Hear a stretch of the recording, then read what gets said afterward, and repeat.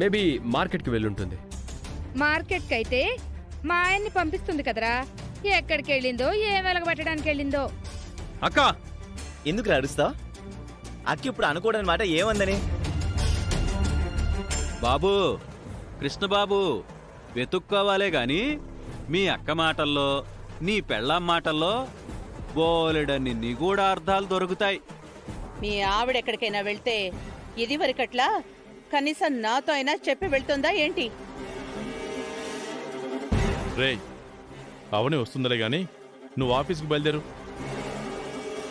ఆవిడ గారు ఆడిందే ఆట పాడిందే పాట అన్నట్టు అయిపోయింది.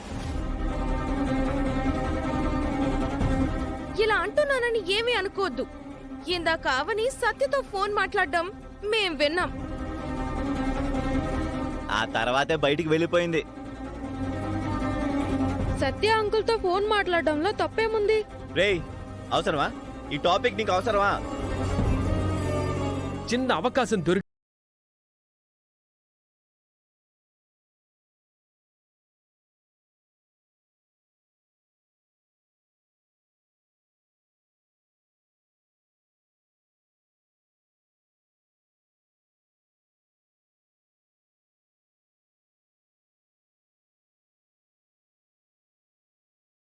షికార్లకు వెళ్ళిందేమో.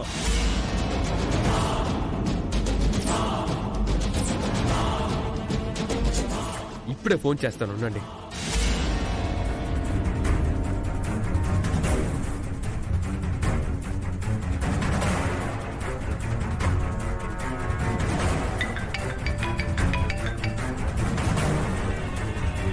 చెప్పు బావా. ఎక్కడున్నావు?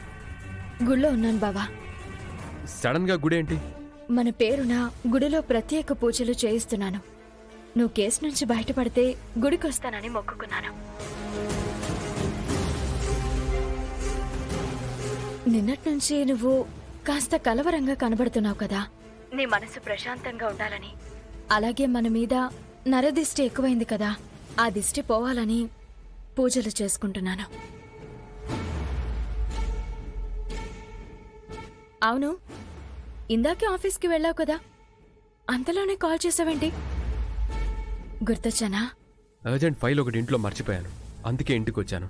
ఫైల్ తీసుకున్నాను, నువ్వు కనిపించకపోయేసరికి ఫోన్ చేశాను. నాకు ఫోన్ చేసి ఉంటే నేనే తీసుకొచ్చిండేదాన్ని కదా. నువ్వెందుకు వెళ్ళావు బావా? పర్లేదు లేవని, నేను బయలుదేరతాను. సరే బావా, నేను పూజ అయిన తర్వాత ఇంటికి బయలుదేరతాను. సరే.